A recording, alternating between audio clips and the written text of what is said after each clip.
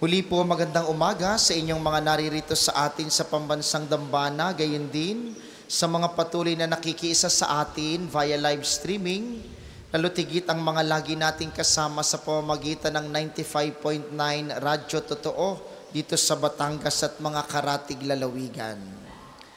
Mga minamahal, ngayong linggo ay tinatapos natin ang taon ng simbahan sa ating pagdiriwang ng dakilang kapistahan ng Kristong Hari. Ang Panginoong naghahari hindi sa trono ng ginto, kundi sa trono ng krus. Isang hari na hindi pinuri ng karamihan, hindi pinanigan ng kapangyarihan, at hindi prinotektahan ng mga nasa otoridad. Sa halip, isang hari na inalipusta, tinawanan, at pinagtawanan ng mga namumuno. Ang sabi nga nila, kung ikaw ang hari ng mga Hudiyo, iligtas mo ang iyong sarili. Pagdiriwang ngayon ng Kristong Hari, pero si Kristo na Hari, hindi ang hari na nakaluklok sa tronong maringal, hindi ang hari na papalamutihan ng magagandang damit.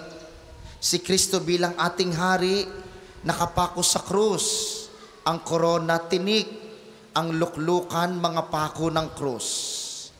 Sa ating ebanghelyo makikita natin ang tunay na larawan ng paghahari ni Kristo.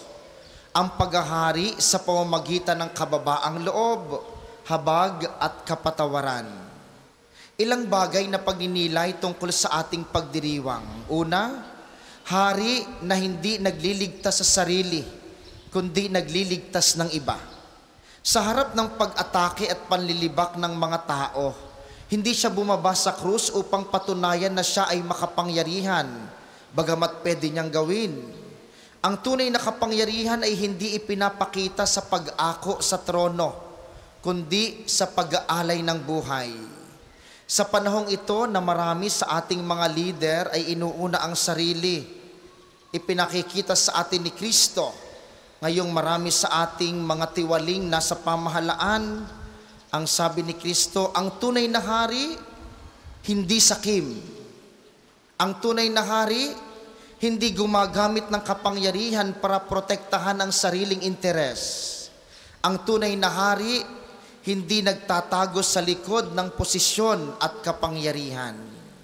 Si Kristo ay hari dahil siya ay lingkod. Siya ay namuno sa pamamagitan ng pag-ibig. Ikalawa, ang magnanakaw sa tabi niya habang nakapako sa krus, larawan ng pag-asa para sa ating mga makasalanan. Sa gitna ng kawalan ng hustisya sa mundo ngayon, sa napakaraming pagdurusa, naroon ang mabuting magnanakaw na umamin ng kanyang kasalanan at humingi. Sabi nga niya, Jesus, alalahanin mo ako kapag naghahari ka na. Sa gitna ng paghihirap at kasalanan, hindi niya nakaligta ang kilalanin si Kristo bilang hari. At anong tugon ni Jesus? Napakalinaw. Ngayon din, isasama kita sa paraiso. Mga minamahal, ito ang kapangyarihan ni Kristong Hari. Binubuksan niya ang pinto ng kaharian sa mga pusong marunong umamin, marunong magsisi, at marunong manumbalik. Kahit sino, kahit gaano kalaki ang kasalanan, kaya itong baguhin ng Diyos kung bubuksan natin ang ating puso. Ikatlo, ang ating ebanghelyo ngayon at ang kasalukuyang nangyayari sa ating pamahalaan. Kung titingnan natin sa ating bansa ngayon, nakakalungkot at dapat tayo ay nagagalit. Hindi natin maikakailang marami ang sumusubok at patuloy na sumisira sa bayan sa pamamagitan ng korupsyon, pondo ng pamahalaan, mga nawawala na pera ng bayan, mga walang bakal na flood control, mga nakawawalang mga saksi at nawawalang mga testigo. Sinusubok tayo at ang ating pamahalaan sa sistema ng ating hustisya. Yung nagnakaw ng sardinas, nakakulong.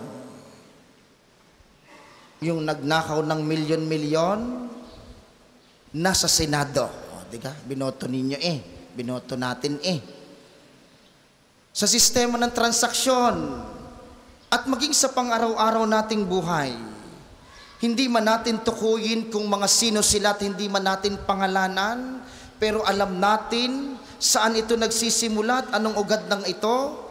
Paghahari ng pansariling interes. Lahat akin, ako muna, at hindi ang kabutihang panlahat. Ang sabi ng Ebanghelyo, korupsyon ay kabaligtaran ng paghahari ni Kristo. Si Jesus ay nag-alay ng sarili. Ang korap na pinuno, nag-aangkin para sa sarili. Korupsyon ay tanda ng takot at kakulangan ng pananampalataya. Si Jesus nagtitiwala sa Ama. Ang korap, nagtitiwala sa pera at kapangyarihan. Korupsyon ay naglalagay ng bigat sa balikat ng mahihirap. Si Jesus pumanig, nagpagaling sa mahihirap. Ang korap, nagpapahirap sa mahihirap. Anong ibig sabihin kapag sinabi nating, Jesus, maghari ka sa aming bansa?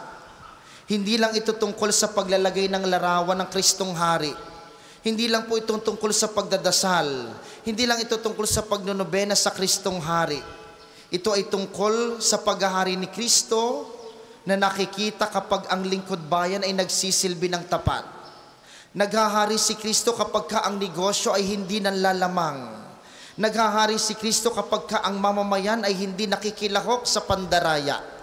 Naghahari si Kristo kapag ang ating pamilya ay natututo at nagtuturo ng katapatan at kabutihan. Hindi maghahari si Kristo sa pamahalaan kailanman kung sa ating konsensya hindi siya paghahariin. Hindi maghahari si Kristo sa alinmang samahan kung sa ating puso hindi siya patutuloyin. Kaya ngayong pagdiriwang ng Kristong Hari, mga minamahal, sa mundong madalas na pinamumunuan ng lakas, pera at impluwensya, paalaala ng pagdiriwang na ito, si Kristo'y dapat papasukin at papaghariin sa ating buhay.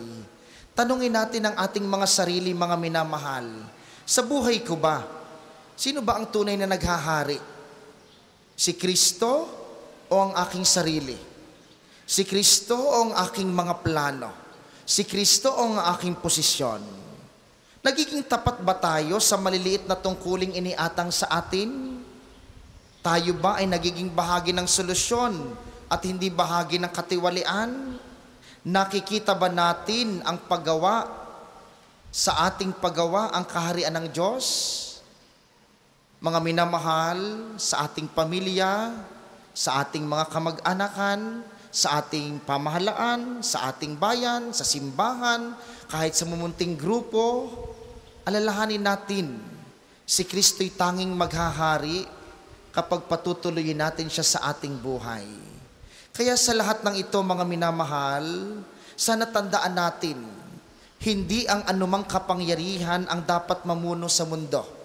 At hindi mananalo ang anumang kapangyarihan. Maaari nakakalusot ang ilan. Maaari nagtatagumpay sa mundong ito ang ilan. Pero sa harap ng hustisya ng Diyos, kailanman hindi mananalo ang katiwalian. Hindi mananalo ang mga magdaraya. Hindi mananalo ang mga sakim. Hindi mananalo ang sinumang nagpapayaman gamit ang posisyon. Ang mananalo, yung maniniwalang sa paghahari ni Kristo, siya'y pinaghaharian ng katotohanan, ng katarungan at pag-ibig. Kaya nga paalaala sa atin, paanyaya po ng inang simbahan, at sana tayo makasunod. Itong mga susunod na linggo, magsuot tayo ng kulay puting damit o magkabit ng ribbon upang sa mapayapang paraan maipakita natin, tutol ako sa korupsyon. Kayo kayo nalulungkot na may korupsyon o kayo okay lang sa inyo? Baka naman ako imik-imik din parang, ay okay lang naman sa amin, Father. Hindi naman ho kami ang binabaha Hindi naman kami nagugutom Kayo nalulungkot kapag nagkikita kayo ng mga kababayan nating binabaha at naghihirap? Uy, sagot kayo. Dapat nagagalit tayo kapag may mga kapwa tayong naaalangan at naghihirap. Wala man tayong magawa, pero yun man lang kaunting galit, kaunting inis, dapat nararamdaman natin. Ang nakakatakot, hindi mo na nararamdaman iyon. Dahil ang pinakamalaking kasalanan ngayon, yung kawalang pakialam. Hindi naman akong argabyado Hindi naman ako nahihirapan. Siya. Hindi pwedeng maghari si Kristo sa mga taong walang pakialam sa kanyang kapwa. Kaya nga, paanyaya natin, 3 linggo na ang ating may mga sobrang ipinamimigay para sa mga nasalanta ng bagyo. Bahagi ng second collection natin, ipapadala natin. Yun man lang, mga minamahal, makatugon tayo sa pangangailangan ng iba. Doon man lang makibahagi tayo upang maranasan din nila sa kabila ng paghihirap na si Kristo ay naghahari. At sana nalulungkot tayo sa nangyayari ngayon sa ating bansa. Ang paghahari ni Kristo, paghaharing tulad ng pagpapatuo at pagkiging makatarungan sa lahat ng pagkakataon. At sa bandang huli, mga minamahal, tulad ng mabuting magnanakaw, katabi ni Kristo sa krus, tayo rin. Tayo itinatawag na umamin, magbago, lumapit at magsabi kay Kristo, Jesus, alalahanin mo ako kapag naghahari ka na. Sa kabila ng ating kahinaan, sa kabila ng ating mga kasalanan, sa kabila ng ating mga pagkukulang, maglakas loob tayong tumawag kay Jesus. Jesus, alalahanin mo ako kapag naghahari ka na. At sa bandang huli ng ating buhay, sa gitna ng lahat ng kaguluhang ito, ng korupsyon, ng krisis, ng mga pagkakasala, tutugon ng may pagmamahal si Kristo. Sinasabi ko sa iyo, ngayon din, isasama kita sa paraiso.